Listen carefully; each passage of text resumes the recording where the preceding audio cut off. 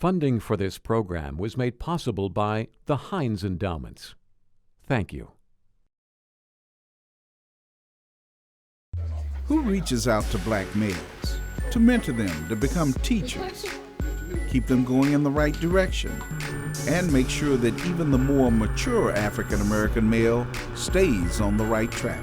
We're not looking to deceive anyone. We're not looking to give you an incorrect impression about what college is all about and coming to college.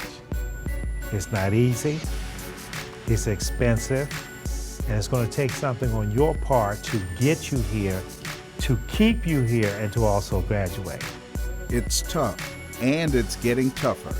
Sometimes the direct approach works. Are you saying then that your relatives, your sisters, your grandmothers, if someone refers to them as a B or big, that doesn't necessarily offend you? I would have a problem with it. Oh, you would have a problem? Mentoring never ends, even for those who are a little further down the road. A lot of the guys who we have on the team are guys who used to terrorize the community. Now, these are guys who are willing to make change now. Helping young African American men to turn their lives around and become an example to the next generation. I don't want to be this man no more. Not the same, not the man I was before this year. In black communities the world over, when someone really lays out the cold, hard facts, it's called getting schooled.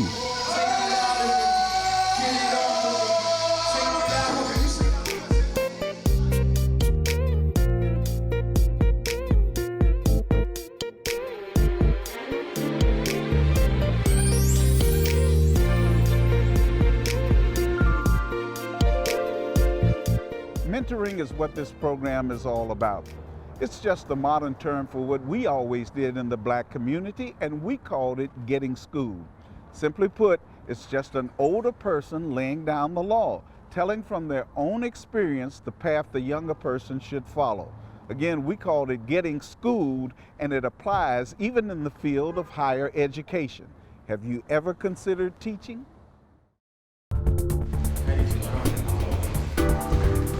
So we're not looking to deceive anyone. We're not looking to give you an incorrect impression about what college is all about and coming to college. It's not easy, it's expensive, and it's going to take something on your part to get you here, to keep you here, and to also graduate. You really have to come here with an intent and a purpose to be successful. A consortium of area colleges came together to get a group of African American high school students to consider teaching as a career. You got to go where other folks are not willing to go, to do the things that you need to do. Don't limit yourselves by the way that you think. Allow the way that you think to free you to do things that other people are not doing. Create the legacy for yourself. Dr. Roger Briscoe gives these potential scholars the unvarnished truth about what it takes to be successful in both college and life. He is just one of the many mentors they may have if they choose to come to Indiana University of Pennsylvania. I was reading a newspaper, and there was an AP article, very small, but it made the front page. There's a shortage of African American male teachers. And it just struck me, what are we doing about it at IUP? And that's what it took for Dr. Bob Millward to form a coalition of area universities to try and convince African American males to consider teaching as a career. Community College of Allegheny County, Point Park University, California University of Pennsylvania, and IUP have formed a consortium to try to recruit African American males into the teaching profession. 1% of the teachers in the United States are African American males, and we're trying to change that.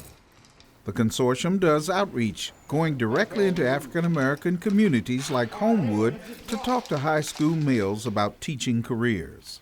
So what we're trying to do with this consortium is to at least plant a seed in their mind. Have you ever considered teaching? And of course that became our motto, ever consider teaching. And as we talk to church groups, social service organizations, school districts, school counselors, principals, superintendents, we're just trying to get across that message. Have you ever considered teaching? The way that we try to work with students is to take a topic like leadership. And in this case today, it's going to be, we're talking about team leadership. How would you define team leadership? In other words, what does that mean to you? Not so much what's from a book, but what's your idea of what team leadership is? And that's what we want to try to capture. Okay? Doctoral students like Terrence Hudson participate in the program and also serve as mentors. All right, this next activity is called the Marshmallow Challenge. All right, it's a problem solving / team building and leadership activity. All right, your directions. You and your team have 20 minutes to build the tallest freestanding structure topped by a marshmallow.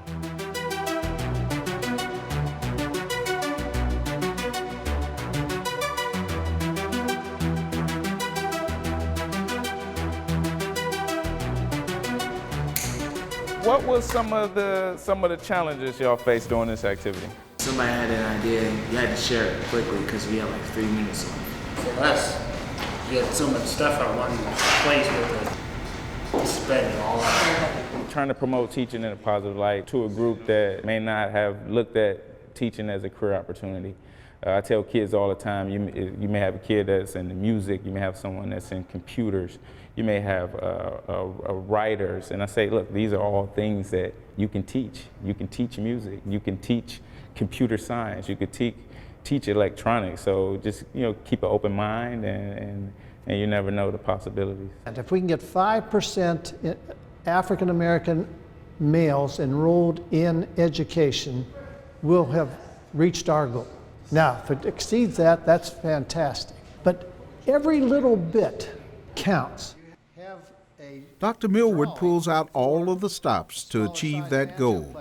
In addition to going directly to the African American community, he brings these young men to campus to get a taste of campus life. Schools in our consortium love to have high school students or middle school students visit the campus, because then we have a chance to say, here's what a typical class is like. This is our ROTC building, military, Army Reserve. Military? Yep. Come on in, guys. Then often they go to lunch at the cafeteria with the college students that are there. We visit a dorm. So hi everyone, I'm Kristen. I'm the community assistant on this floor. They see that now the dorms have changed. Basically what the room that we're going to see is a 2-person semi-private. With your own kitchen, your own bathroom. I have a question. Is there a curfew?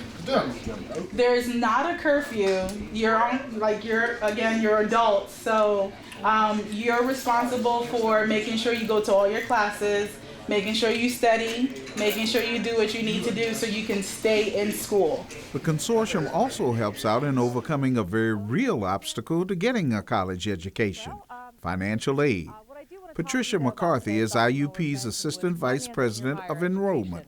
For many students, they feel that after high school, there's no sense even considering college because it's too expensive. It's going to be out of our cost ability, or my parents maybe can't afford to send me off to college.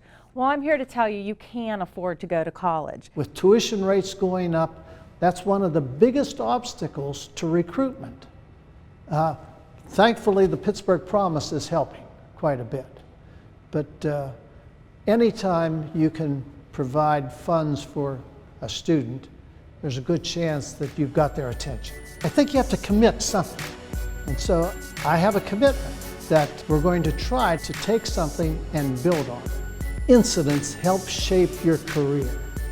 And if they can have a positive incident, a great teacher, it's going to have an impact on whether or not they would want to be a teacher.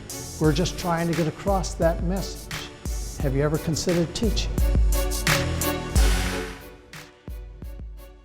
Across the United States, less than 1% of all teachers are African American males. This consortium is going into communities like Homewood, trying to teach African American males that teaching is a valuable profession, that you can earn a good living at it, and that they can get the education that they need to succeed and become role models and thus mentors. Next, we're going to take a look at the Center for Family Excellence and the job that they are doing with young African American males. Be careful, some of the language is harsh, and they use harsh methods to try to get these young people to understand that they can follow the right path too. Again, they call it mentoring, we call it getting schooled. So those up there, what are those called? Values for what? Life. So if you have a 5-year-old girl, a 5-year-old daughter, and you are raising her up with these values, would one of the first words you teach her be the B word? So what I do is I give them choices that are realistic. They listen to my hip hop gospel, I listen to their music. Many of the young men characterize that they're doing almost the same thing. And to be direct about the B word, it is so flagrant. Many of the young men use it as a second term right underneath of the N word. Are you saying then that your relatives, your sisters, your grandmothers, if someone refers to them as a B or B, that doesn't necessarily offend you? I would have a problem with it. Oh, you would have a problem with it? And they even refer to their peers, male peers, as Bs. So I thought it was important that we look at what the content of the music is and how it relates to our African American queens, our mothers, and our grandmothers in the community. Every Thursday night at the Center for Family Excellence, there are two things that the young men in attendance can count on: a stern lesson and a good meal. Excuse me, don't lean on that table. Use your voice that you use when you're on the Madden game. About 99% of our young men don't have a father at the table. They don't even understand their rightful place, without sounding too chauvinistic, is at the head of the table. And so we as men began to meet as a group, adult men first, and we always fellowship by breaking bread. And now it is a part of our culture to have a meal so the young men can, number one, learn social etiquette and graces, and to emulate and role play what they see adult men doing at the dinner table. A good, strong dinner conversation happens in many houses, but it hasn't been happening as much in the house of single-parent mothers. I say that respectfully. The second thing is that many of our young men will be going to college and interviewing in corporate America. And not only do they look you up on Facebook, but a hiring individual in corporate America looking for a worker is going to observe his eating graces and etiquettes before he hires. And so we have these conversations with our young men, and as you noticed, every move at dinner is something that is addressed, good or bad, appropriate or inappropriate. Roland Slade is an elder at his church. He knows the value of mentoring. A lot of the young men that I've come in contact with over the years don't have father figures in their homes. A lot of them have no idea of any sort of substantial relationship with an adult male that's doing positive things. My life had been such that I was a problem in the community. Now I'm making deposits. But I want to save some lives. I need to bring some of these guys that wake up in the morning and put guns in their pants, just like they put their shirt on, they put a gun in their pocket. Those are the type of guys that we're trying to do preventive measures here with these guys, that they don't get to that point. How many in this room have lost a family member or a loved one to murder? Raise your hands. I don't know what the statistics are. You know, how do you come to a place of balancing that out? You have a young man that is shot to death and you have one that you saved. Does that cancel each other out? No, because a life lost isn't a life you can save. The Center for Excellence sometimes uses popular R-rated media to confront the reality of harmful teen behavior. We know that the highest rate of pregnancy happens in the home between 2 and 5 o'clock. That's when conception of children is happening all over the country with our students. And that's pretty much the time where they're watching inappropriate movies and other things. So we are trying to take a tool that sometimes is being used for negative and turn it around and show you guys how we can use media but correct some of the things you see. The reason why I ask about Players Club is because many of your mothers would be upset if I showed it to you here. But what I tell your mothers and your aunts and your grandmothers is your sons watch this in your house alone. If we don't decipher and break down movies and explain them, then our children are left to their own resolve about what's good and what's bad. And once we explain to parents that we are reviewing a movie that they didn't see with you, parents 99% of the time say, oh, I better understand now. The Center for Family Excellence also puts a strong priority on presentation. My name is Trisha, and I'm a fourth grade, and I go to Granby Elementary. All right, now hold on 1 second, son. We like you to do that over again. Hands down. Hands to your side. Hands down to your side. No. Stand up straight. Stand up like you're a soldier. The program works because it works right before your eyes. You see the transition of young men in a matter of months. You see an introverted, passive young man stand straight up with his arms to the side and be assertive. And those kind of social graces that they gain by being here have redeeming values.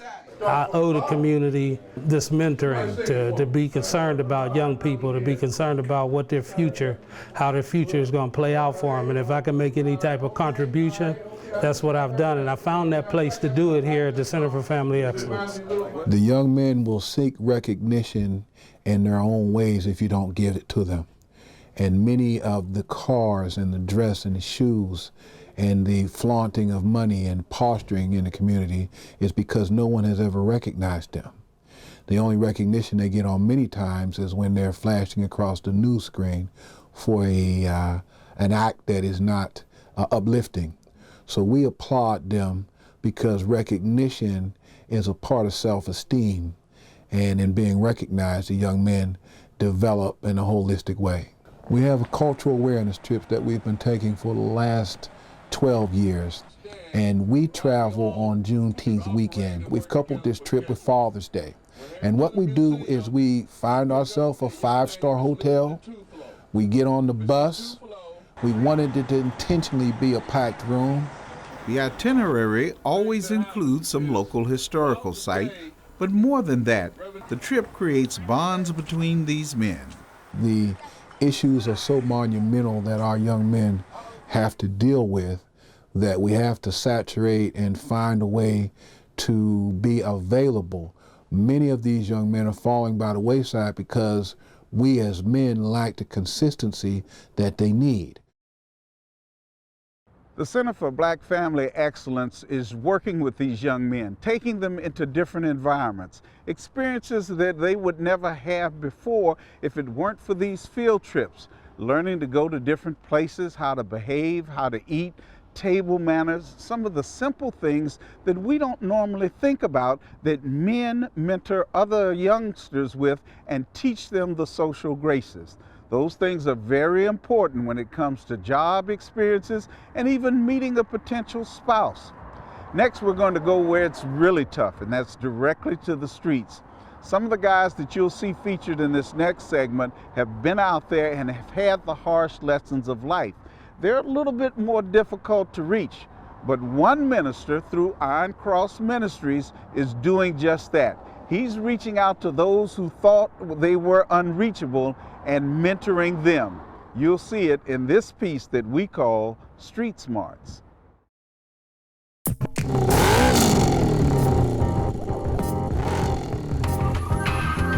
I believe I am a teacher. Thanks for coming, man. I teach the gospel. You got your wife here too, and thanks for coming. But I teach about what I do. My actions teach, I believe. this couldn't happen without you guys. You know what I mean? What we're doing right now is going to if people ask if we're going way out, we're going in the hoods. We're going in the hoods, and we're gonna turn it up so that these kids can come out and see something that some of them might not have had a meal, but they're gonna smile from seeing us coming up and they're unified. Reverend Cornell Jones teaches at the School of Hard Knocks. Big brother right here supported by shirts and everything. Yes, sir. We cool, right? I don't want no problems, brother. You too big to be messing with. A lot of the guys who we have on the team are guys who used to terrorize the community. Now, these are guys who are willing to make change. Reverend Jones runs Iron Cross Ministries. There is no church building, but he uses his passion for motorcycles and hip-hop music to reach out to the young and the old. I don't want to be this man no more. Not the same, not the man I was before this. So he organizes hip-hop gospel concerts like this one at the Kelly Strayhorn Theater. And bike rides for peace that bring various clubs and a variety of people together to show unity. Rough Riders, you know! What's happening is, because young people aren't seeing that elder as their teacher, they're seeing the guy on the album as their teacher. There's something that's missing right here. And one thing I'm learning just from spending the time, they'll stay around you because they want to be taught. They want to be taught. A lot of young people aren't living past 18 years old. So it's important for us to show them how to live, how to be able to be prepared if you get pulled over, how to be able to, if something happens, how to be able to fight the situation, not just with your gun, but to be able to walk up to and say, this is how you fight. Everybody stagger formation. You should be able to see you should be able to see yourself in the mirror in front of you. Reverend Jones also uses the older guys, those with street credibility that he calls OGs, or original gangsters, to teach the younger ones how to react to dangerous situations.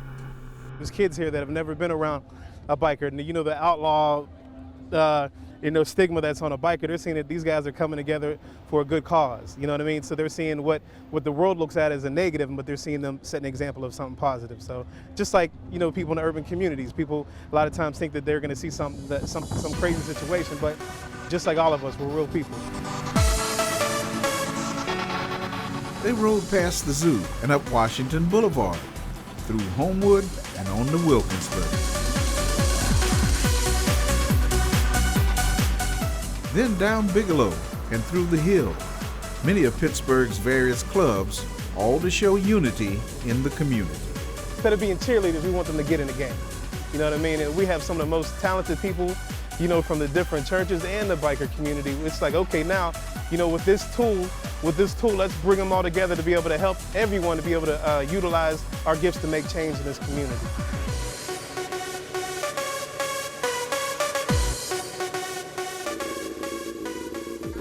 After riding through a good deal of Pittsburgh, the ride ended at Eastminster Presbyterian Church.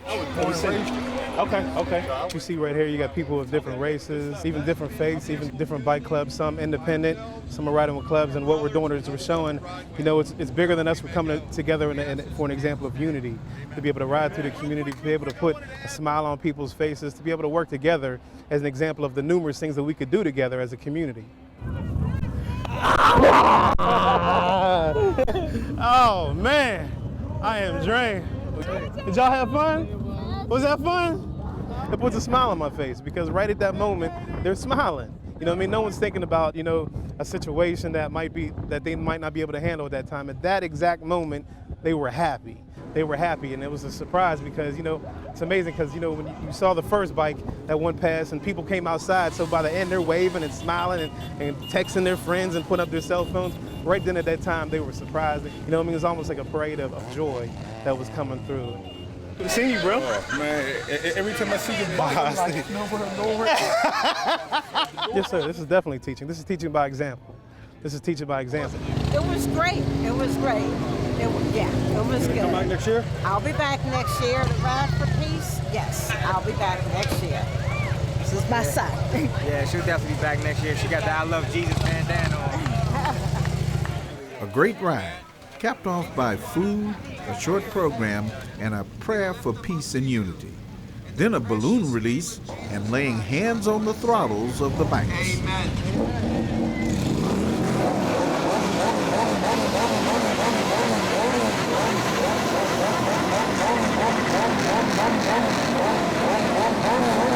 I always take it to the Bible because we're making a joyful noise.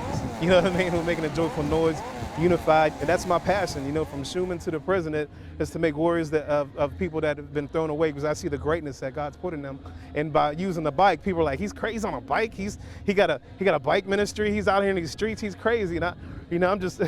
I just say I just serve my Mr. Miyagi, and that's Jesus, and he was the one who was the ultimate warrior for me, and I just serve him and watch. If he says wax on, wax off, I'm gonna wax on, wax off. You know what I mean? This is a tool that God has given me to be able to turn heads, and once we get off the bike, we're able to talk to someone who a lot of times the normal community won't be able to reach. So I just use it for His glory, and it excites me. Man, this is bigger than us. This is bigger than us, and I respect each and every one of you guys for coming out, man. God's put me in a lot of different places, and I've learned when we pull up in the bikes, you know, versus the Cadillac. You know, people look at us a little bit different, and then, you know, and I'll go up and we'll share a message right there. But, you know, I've learned to make sure I reach them where they're at right there. You know what I mean? A lot of times people aren't afraid to talk to the guy who's jumping off a bike and sharing the gospel versus coming into the church. So, you know, I'm like Pizza Hut, I deliver it. I'll come to them wherever they are, and we'll ride the bikes and we'll go and we'll minister that word and we'll love on the people. Not talk about them, but we'll love on the people and let them see what God has put in them. Especially them young boys. Young boys who really a lot of times feel like the only thing that they could turn to is the TV and play these roles. I want them to see something else that they could be an example of, and that's a man of God.